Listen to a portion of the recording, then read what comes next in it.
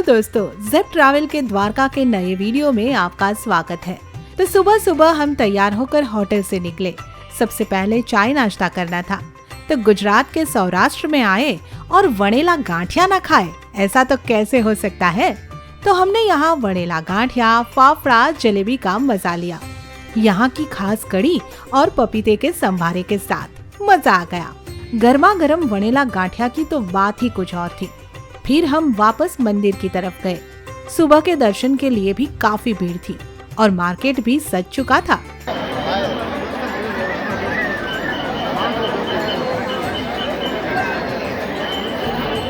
आज हमने पूजा का सामान और शंख की शॉपिंग की।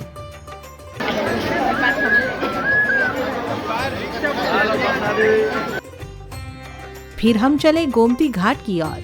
गोमती घाट पर वाटर स्पोर्ट्स होते हैं, कैमल राइड भी होती है, खाने पीने के बहुत सारे स्टॉल भी है यहाँ पर।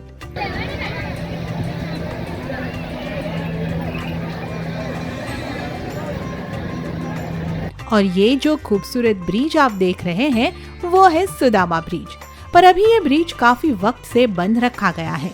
तो आपको गोमती के उस पार जाने के लिए या तो 100 रुपए पर हेड की बोट लेनी होगी या इसी रेट में कैमल राइड। मैं कैमल राइड के लिए सोच रही थी कि हमारी नजर पड़ी इस कैमल वाले चाचा पर। देखिए तो इस चाचा को, वाह क्या शान से हुक्का पी रहे हैं। पूछने पर पता चला कि उनकी उम्र 85 साल की है और वो मेहनत करके ऐसे ही शान से अपनी जिंदगी जीते हैं। ट्रैवल के दौरान ऐसे कुछ लोगों से मिलकर बहुत ही अच्छा लगता है।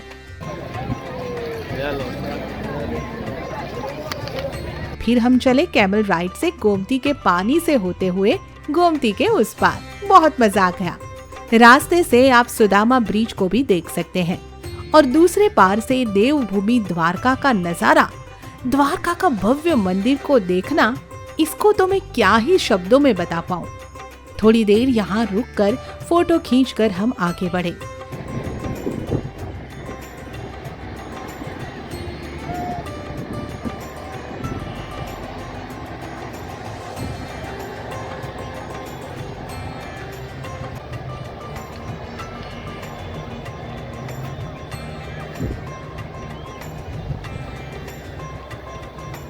यहाँ पर एक लक्ष्मी नारायण मंदिर है।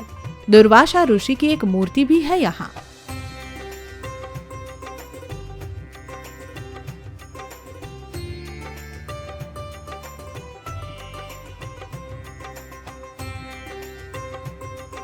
यहाँ प्रणाम करके हम आगे बढ़े पांडवों के 5 कुंड देखने। तो मैं आपको बता दूं कि दुर्वासा ऋषि के श्राप की वजह से द्वारका में मीठा पानी नहीं है, पर ये 5 कुंड में आपको मीठा पानी मिलेगा। इस बाबा ने हमें और वहाँ घूमने आए सभी लोगों को पानी निकाल निकाल कर पिलाया। सच में मीठा पानी था। फिर यहाँ से कुछ ही दूरी पर एक बीच भी है, पर हमारे पास वक्त की कमी थी तो हम वहाँ नहीं जा पाए। अब हमने द्वारका के आसपास के सारे दर्शन के लिए एक ऑटो रिक्शा कर लिया था और हमारे साथ हमारे मित्र निमेश भी जुड़ चुके थे। तो द्वारका के इस ऑटो राइड में भी हमने मजे किए। और अगर आप चाहे तो आप इस टाइप के टेम्पो या जिसे छकड़ा कहते हैं उस पर भी जा सकते हैं। और हम पहुंच गए रुक्मणी मंदिर। वाह, यह भी एक भव्य मंदिर है। इसकी कलाकृति, आर्किटेक्चर, उस पे की गई नक्काशी, सब कुछ अद्भुत है। इसका लोकेशन भी नदी के किनारे पर ये मंदिर बहुत ही सुंदर मंदिर दिखता है। और यहाँ पे पानी के दान की महिमा है। तो यहाँ के पंडित जी लोगों की भीड़ को इकट्ठा करके ये सब जानकारी देते रहते हैं।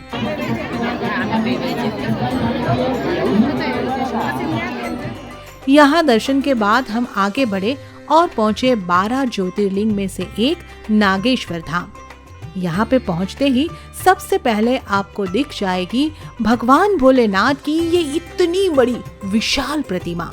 यहाँ पर लाइन में दर्शन करने की व्यवस्था अच्छी थी।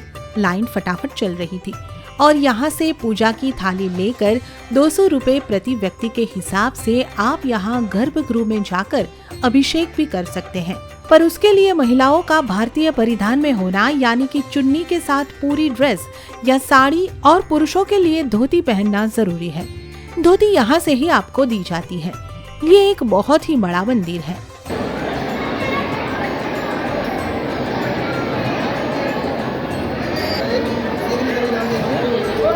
इस नंदी महाराज के कान में सब अपनी अपनी इच्छा बताते हैं। इस मंदिर के प्रांगण में एक अखंड धुनी भी है और ये मंदिर भी एक तालाब के किनारे है। इन सब के दर्शन कर फिर एक बार हम महादेव जी की महाप्रतिमा के नजदीक से दर्शन करके मंदिर के बाहर आए और यहाँ हमने गुजरात की एक और यूनिक डिश यानी कि भूंगड़ा बटेका का मजा लिया।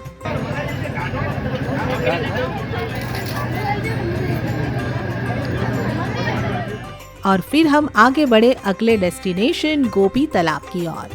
तो यहाँ पर कुछ छोटे छोटे मंदिर हैं। वहाँ दर्शन करके हम गोपी तालाब की तरफ चल पड़े।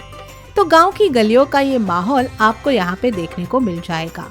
और फिर एक मुख्य मंदिर में गोपीनाथ जी के दर्शन करके हम आगे बढ़े। यहाँ पे गाय को घास खिलाकर उनके आशीर्वाद भी लिए और हम आ गए गोपी तालाब, जो कुछ इस तरह का है। कहते हैं कि अर्जुन गोपियों के वस्त्रों की रक्षा नहीं कर पाए थे, जिससे इस तालाब में गोपियों ने जल समाधि ले ली थी और अर्जुन का अहंकार भंग हुआ था। और अब आखिरी जगह थी बेट द्वारका, जिसे ओखा भी कहा जाता है। तो हमारे ऑटो वाले ने हमें लास्ट जहां तक ऑटो जाता है वहां तक छोड़ दिया। आपको बता दूं कि यहाँ से काफी लंबा लगभग 20 मिनट का रास्ता चलने के बाद आपको ये जगह दिखेगी। यहाँ से आपको जेट्टी की टिकट लेनी होगी। 20 रुपए पर हेड के हिसाब से आपको टिकट मिल जाएगी। चलो चलो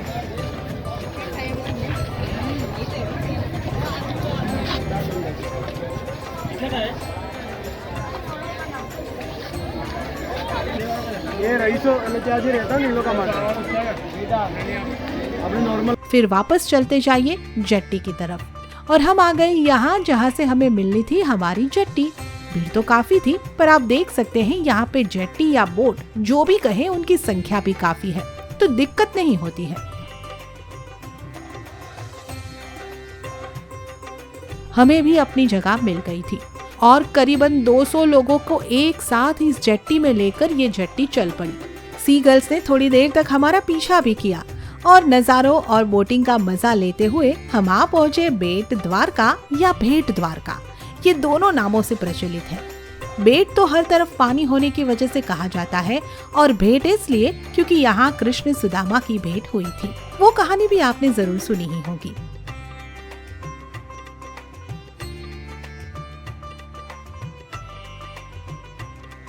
तो अब हम आ चुके हैं बेट द्वारका। ये है मंदिर का प्रवेश द्वार, पर दोपहर में यहाँ भी मंदिर बंद हो जाता है। तो अभी तो मंदिर बंद हो चुका है और हमें भी बहुत भूख लग रही है, तो हम चले कुछ खाने पीने का बंदोबस्त करते हैं। तो हमें यहाँ पता चला कि द्वारकेस डाइनिंग हॉल में यहाँ अच्छा खाना मिलता है, तो चलिए चलते हैं वहीं पर और खाते हैं खाना। कुछ इस तरह की जगह थी ये। यहाँ अनलिमिटेड थाली की कीमत है 120 रुपए, जिसमें आपको मिलती है दाल, 3 सब्जी, अचार वगैरह, रोटियां और राइस, और खास चीज छाछ, जितनी आप पी सके। कुछ इस तरह छाछ यहाँ पे दी जाती है। खाना स्वाद और क्वालिटी दोनों तरीके से अच्छा था। बेट द्वारका में खाना खाना हो तो यहाँ जरूर जा सकते हैं।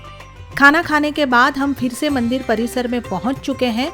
अभी वक्त हो रहा है 4:30 का और 5 बजे से यहाँ दर्शन शुरू होंगे। तो काफी भीड़ यहाँ पर लग चुकी है भक्तों की। इसमें कैसे दर्शन हो पाएंगे, थोड़ा मुश्किल ही लग रहा है।